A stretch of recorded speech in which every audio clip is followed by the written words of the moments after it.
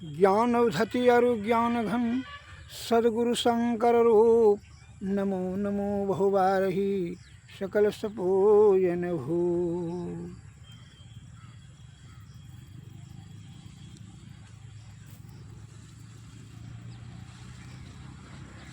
भक्तगणों को तथा धर्म अनुरागियों को मेरा हार्दिक नमन।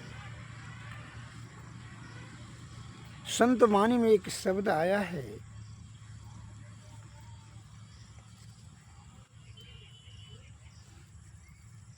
समय गया फिरता नहीं, झट ही करो निज काम। जो बीता सो बीतिया, अब हूँ गहो गुरु नाम। हे भाई, जो समय बीत गया फिरता नहीं, फिर नहीं आएगा। क्या करो? अब झट करो अपना काम, निज काम। निज काम क्या है? बहुत आदमी ने कहा धन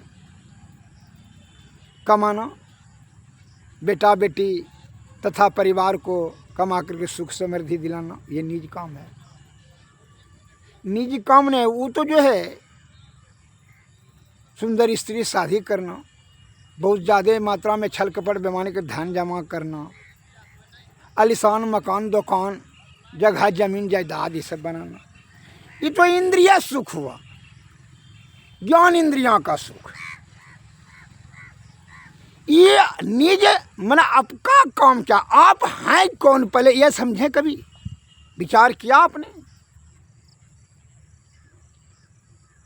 कि मैं कहता हूं तो मैं क्या है, किसको शब्द? आंख तो ही देख रहे हैं, कौन देखते हैं, ये है कौन है, मुंह है, नाक है, यह मस्तिष्क है, कपाड़ है, हाथ है, मल है, मल मार्ग है, गुदा मूत्र मार्ग है, पेट है, पीठ है, हाथ है, इस सब नाम जानते हैं, एक वस्तु को सब जानते हैं, देख रहे हैं। लेकिन मैं को कहाँ हम देख रहे हैं, ये समझाइए। समझने वाली बात है। मैं है कौन भाई? तो मैं वही शब्द है, वही जीवात्मा है, जिसको कहते हैं सूरत या चित्त बुद्धि। ये तो इंद्रियां हुआ, लेकिन जीवात्मा हुआ मैं, और वही निकल जाने के बाद सभी निष्क्रिय हो जाती है। ज्ञान दृष्टि से बुद्धिमानों ने दो भागों में विभाजित किया है ये शरीर को, एक स्थूल शरीर, एक सूक्ष्म शरीर। एक सूक्ष्म शरीर वही जीवात्मा जब निकल जाता है यह स्थूल शरीर से, यह मृतवत निष्क्रिय हो जाता है, इसको लाश कहते हैं। यह सब को लाश को, यह जीव क्या हुआ? जब जीवात्मा निकल गया तो क्या हो गया? सब हो गया। और यह जीव रहते हुए अगर यदि हम इंद्रिय निग्रह करके यह जीवात्मा को परमात्मा में मिला दे, इसको शिव हो गया, शिव ने तो कल्याण हो गया। लेकिन ऐसा आप नहीं करते हैं। यह ज्ञान इंद्रियों के ही चक्कर में पड़ कर करके इसी की पूर्ति करते करते अपने आयु को जो है छिन्न कर देते हैं, और मरने के समय में आप जो है ना विषय के बारे में चिंतन करते हैं। इसलिए जो है विवश होकर करके जीवात्मा को फिर योनि में चला आना पड़ता है, वही जन्म मृत्यु का कारण हो जाता है।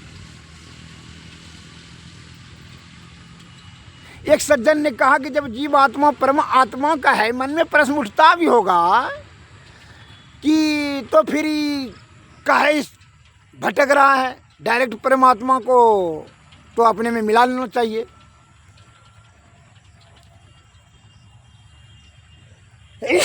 प्रश्न तो आपका हद तक सही है,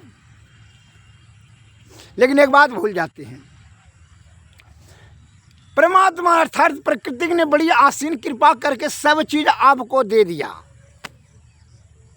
यहाँ जो धरातल पर आने का उद्देश्य भी दिया कि भाई इसका कल्याण करो, संसार का जो है संरचना करने में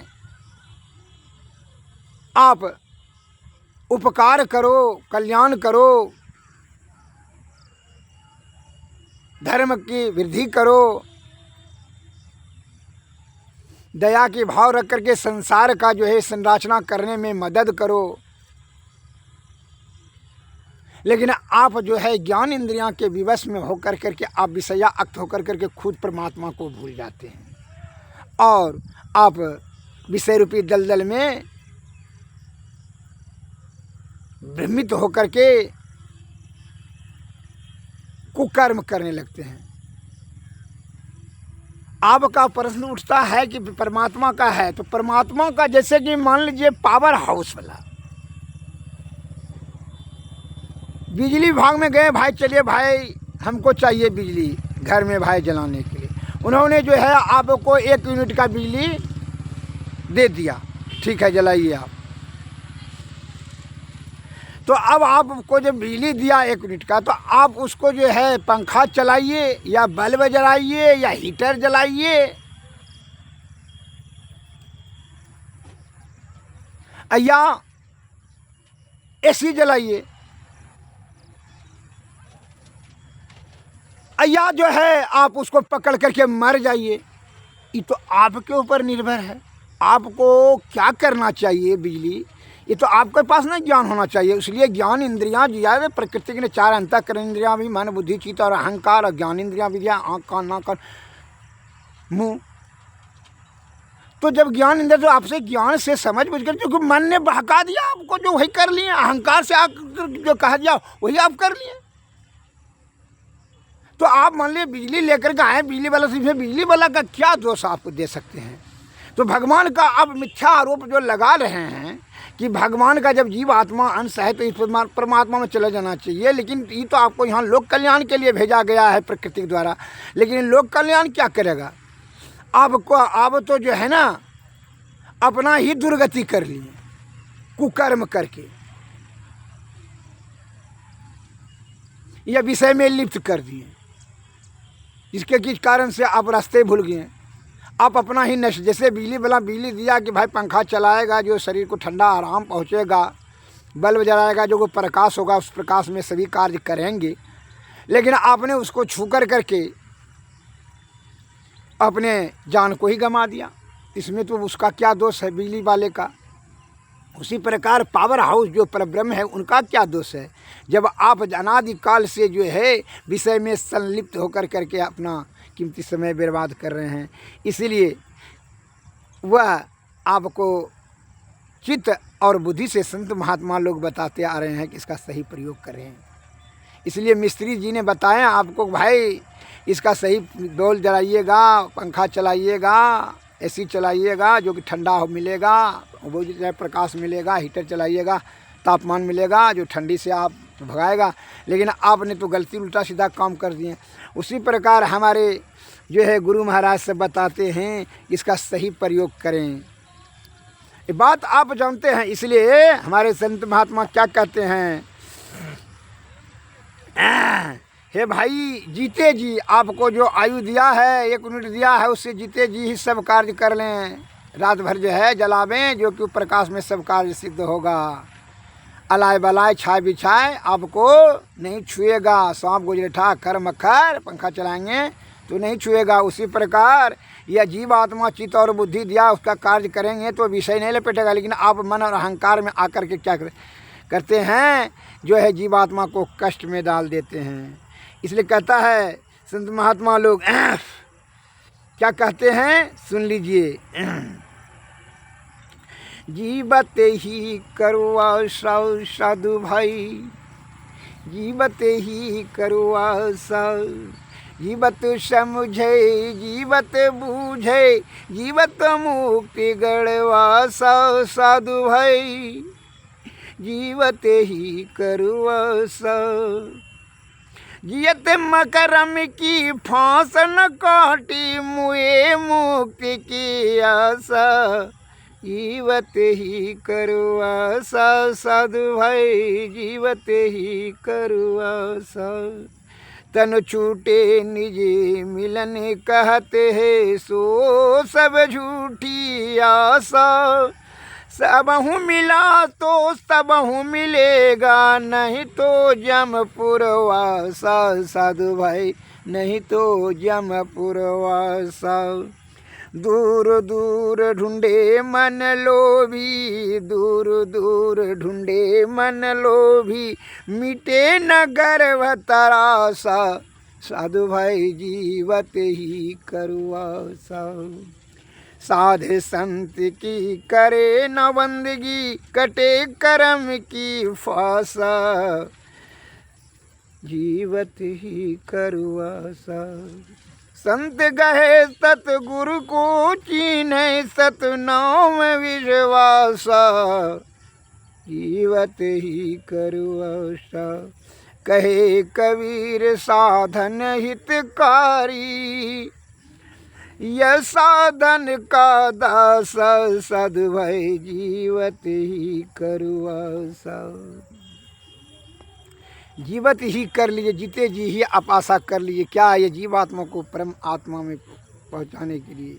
लेकिन जो नहीं पहुंचा सकता है तो वह क्या कहता है, हार करके वो कहता है, मैं तो आन पड़ी चोरन के नगर में, सत्संग बिना जिहतर से। इस सत्संग में लाभ बहुत है, तुरंत मिलावे गुरु से। मैं तो आन पड़ी जीवन चोरन के नगर में, सत्संग बिना जिहतर से। मूर्ख जन कोई सार न जाने, मूर्ख जन कोई सार न जाने, सत्संग में अमृत बरसे। मैं तो आन पड़ी चोरन के नगर में, सत्संग बिना जिहतर से। शब्द साही राव पटक हाथ से, मोटी भरी कंकर से। कहे कबीर सुनो भाई साधु, सूरत करो वही घर से। मैं तो आन बड़ी चोरन के नगर में, सत्संग बिना जिहतर से। मूर्ख जन कोई सार न जाने, सत्संग में अमृत बरसे। सत्संग बिना जिहतर से। जिसका हृदय में विषया आसक्त है, मूर्ख है, जिसका ज्ञान इंद्रियां जागृत नहीं है, वह सत्संग का महत्व को नहीं समझ सकता है। वह इस परिस्त्री गमन में, नशा सेवन करने में, धन संचय करने में, शत्रु को दमन करने में, मन क्रोध लोभ मोह मद अहंकार तृष्णा भय क्रोध काम, यह जो जो जो कहता है उसी के फेर में यह अपने मूल समय को कीमती को गंवा देता है। तब तक यह जीव आत्मा जो है, जब मृत्यु के समय होता है तो बड़ा पछताता है, बड़ी वेदना होता है कि झूठे समय बर्बाद कर दिए। इसलिए कहते हैं, जीते जी तू जुक्ति जान मुक्ति का, फिर जो है मरने के बाद तो जीवात्मा तो जोनी में चला जाएगा रे। क्या वही बात तुम सोचेगा मरने के समय में, विषय वाली बात सोचेगा, आसक्ति के कारण से वह जन्म का कारण बन जाएगा। इसलिए कहता है, क्या सोचेगा तुम। जैसे एक लड़की में उदाहरण देता हूँ,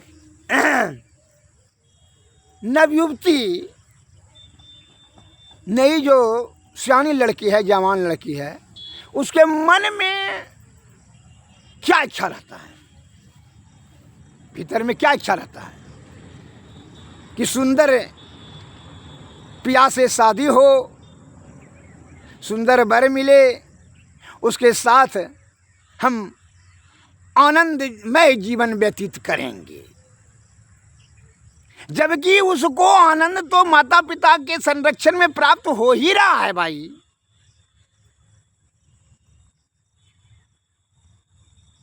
मकान, गांव गिराम, आसपास पड़ोस समाज, भोजन दाना पानी खूब बढ़िया से मिल ही रहा है, सब चीज़ खूब आनंद में जीवन व्यतीत करिए रहा है। यहाँ तक होवे क्या है, जवान हो गए पल पल कर पोस कर करके। तो अब उसका जो है क्या तरफ जा रहा है, उसका मतलब यह आनंद से भी वह अत्यंत अधिक आनंद के जाने में ख्वाब रच रही है। दिमाग में वह ज्ञान हो रहा है कि नहीं नहीं, यह आनंद जो है, माता पिता का आनंद जो है, यह जो क्षण भंगुर है, यहाँ हमारा जीवन लंबा जीवन व्यतीत नहीं कर सकेंगे। इसलिए वो पिया के बाहों में जाएंगे, पिया के ही नगरी में पिया के साथ ही जीवन यापन कर सकने में जो है हमारा कल्याण होगा। और जब शादी होकर के जब जाने लगती है तो उस समय वो रोती है। क्यों? जार बेजार रोती है, बड़ा हृदय विदारक जो है विलाप करती है। उसका मूल कारण, जब वो पहले से खुश हो रही थी सोच सोच कर करके भाई की नया बर के साथ शादी कर करके जाएंगे और आनंदमय जीवन बिताएंगे, तो फिर अब जाने के समय में रोती क्यों है? इसीलिए कि मोह, एकदम मोहन सा सब शोभन हारा देखहि स्वप्न अनेक प्रकार। मोह से उसको कितना आसक्ति हो गया, इसलिए कहता है अनावश्यक आसक्ति से। जबकि वह जानती है वो लड़की कि पिया के साथ जाएंगे तो आनंदमय जीवन बिताएं करके लंबी आयु को कल्याणमय बनाएंगे। उसी प्रकार यह जीवात्मा, हर जीवात्मा जानता है कि यह जब तक कि परम आत्मा में नहीं मिल जाए, पर ब्रह्म की प्राप्ति नहीं हो, तब तक जो है परम कल्याण नहीं होगा, अर्थात परम आनंद नहीं प्राप्त होगा। और यह क्षणभंगुर आनंद है। आप स्त्री गमन किए, अब फिर जो है वृक्षारण हो गया, समाप्त हो गया आनंद। अब फिर जो है फिर अब विषय चाहिए। भोजन किए, भूख मिट गया, पेट भर गया, फिर अब कल दूसरा दिन चाहिए भोजन।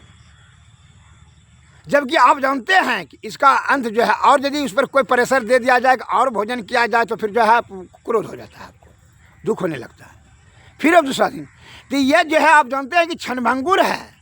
अभी भोजन करने से थोड़ी होता है कि मन में आपका हो जाता है संतुष्टि का, अब तो खाने का ज़रूरत ही नहीं है, अब धन जमा करनी है तो अब तो आप कमाने का अब ज़रूरत ही नहीं है, और चाहिए चाल कपट परपंच। उसके लिए आप जो है ना क्या करते हैं, विषय रूपी दलदल में धंसते ही चले जाते हैं। आपकी प्रवृत्ति नित्य प्रतिदिन नीचे की ओर चली जाती है। आप असंतोष बढ़ते जाता है, तृष्णा तीव्रता होती चली जा रही है। इसलिए कहा माया मुई न मन मुआ, मर गया शरीर, आशा तृष्णा ना मुई, कह गए दास कबीर। इंद्रियां आपकी शिथिल होती चली जा रही हैं, मरणासन के तरफ जा रहे हैं, लेकिन ये विषय आपका प्रबल है। और वही विषय की आसक्ति ही दुख का कारण है। और जब मृत्यु के समय में विषय के प्रति जो आप सोचते हैं, ध्यान जो है उसी में लगा देते हैं, तो वह जन्म का कारण होता है। और जन्म का जब कारण हुआ तो मरना, जन्मना मरना, रोग शोक संताप, मृत्यु, बुढ़ापा। अब फिर जो है उतने आप जमा कीजिए जितना अभी जन्म में जमा करने में लगा ना। कहते हैं 50 बरस भाई लग गया हमको जो है ना इतना संपत्ति बनाने में, बाल बच्चा का भरण पोषण करने में, स्त्री तथा सभी को जो है ना भरण पोषण करने में। अब फिर जो दूसरा जन्म ले तो फिर अब उतने समय दीजिए उसी में। यह चक्कर आपको छूटेगा। जीवो जीवस्य भोजनम, यह जो है जीवों का भोजन, ये चक्कर आपको छूटेगा? कभी नहीं छूटेगा। तो दुख लगले रहेगा, दुख सुख लाभ हानि, जीवन मरण, बुढ़ापा जवानी, इसे तो होते रहे, घेर कर आपको जो है ना जीवात्मा को घेर कर रखेगा। और इसी के कारण से आप क्या होते हैं, विषय में संलग्न हो जाने के कारण से, लिप्त हो जाने के कारण से आपका जीवात्मा दशम द्वार तो पर ब्रह्म का रास्ता ही भूल गया। अब जब गुरु की कृपा हो जाए, सदगुरु की कृपा हो जाए, तभी उनके जो है कृपा से युक्ति जानेंगे, युक्ति से तभी भक्ति, भक्ति से तब मुक्ति। अतः जब लड़की विदा होने लगती है तो वह विषय के कारण से बड़ी दुख, उसमें बहुत दुख वह अनुभव करती है कि माता पिता तथा गांव ग्राम समाज साथी संगति मित्र सबसे जो है अब दूर मैं जा रही हूँ। लेकिन इसके मन में यह भी भाव होता है कि जब तक कि इसको त्यागेंगे नहीं, यह क्षणभंगुर को सुख को त्यागेंगे नहीं, तो परम सुख वह पति से ही परम सुख कल्याण हमारा होगा। तभी वो कल्याण वाला सुख परम आनंद नहीं मिलेगा। इसलिए यह सुख को छोड़। उसी प्रकार आप यह जान लीजिए कि जीवात्मा को क्षणभंगुर सुख, अर्थात यह जो है क्षणभंगुर जो आनंद है, यह अत्यंत अंत में कष्ट देता है। अंत जो है इसका दुखदायी होता है। अतः इस आनंद का त्याग दीजिए, अतः परमा आनंद की तरफ ध्यान केंद्रित कीजिए। इसलिए कहते हैं सूरत को अनहद नाद पर सदैव रखें। तो यह आदत पहले से रहेगा तब ना, अन्य तो जो है ना वो जो एक तो बहुत ज़्यादा आसक्ति है तो लड़की के घुर घुर कर करके भगोड़ी हो जाती है, वो फिर आती है मैके, फिर चली भाग जाती है, फिर उसको पहुंचा देता है, फिर भागता है। बुद्धिमान लोग पहुंचाता है कि वहीं तुम लोग को सुख मिलेगा, यहाँ माता पिता तो बूढ़ा हो जाएगा मर जाएगा तो तुम्हें फिर कैसे किसके भरोसे रहेगी। जो बुद्धिमान लोग उसको फल पहुंचाता है, फिर उसको फिर तो उसी प्रकार जो कोई बुद्धिमान है, संत महात्मा लोग समझते हैं कि इसको जो है जीवात्मा को जाओ, इसको माया का चक्कर हटाओ, यह विषय से कि इसको मुक्त होकर करके ऊपर के परमात्मा में लगाओ। यह संत महात्मा लोग ही कृपा कर करके हम लोगों को प्रवचन के माध्यम से और युक्ति बताते हैं जो परब्रह्म में मिलते हैं। अतः उन्हीं के कृपा से, जैसे बुद्धिमान के कृपा से हुई लड़की का कल्याण मिलता है, तब वह घर गृहस्थी अपना बसा कर करके अपना जीवन सुखमय जीवन आनंदमय जीवन व्यतीत करती है। उसी प्रकार यह परम आनंद मिलने के बाद यह जीवात्मा जो है क्या होता है, फिर इनका जो है शांत हो जाता है, फिर इसमें दुख और सुख इस सभी से निवृत्ति ऊपर उठ जाता है। अतः इसके लिए क्या कहते हैं, तो अभी इसलिए हमारे गुरु महाराज को कहते हैं क्या सोबत गफलत के मारे। आयु कम है भाई, तू जो गफलत में करता है कि जो है ये इसी क्षणभंगुर सुख प्राप्त करने में जो है अपना आयु को लगा देता है, फिर जो आयु नष्ट हो जाता है, अंतिम मरने के समय में आपको भीषण वेदना होती है।